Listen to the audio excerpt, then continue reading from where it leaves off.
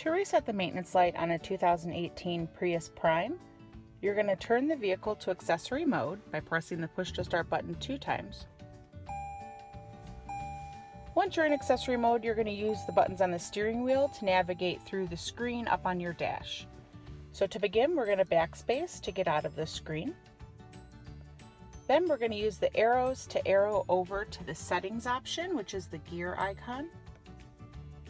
Once you're in settings, you're going to arrow down until you get to vehicle settings.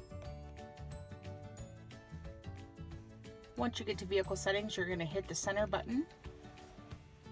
That's okay. Then you're going to arrow down to maintenance system. Then you're going to arrow down to oil maintenance. And then it'll ask you if you'd like to reset that oil maintenance reminder. You're going to arrow up to yes. And then your maintenance light has been reset.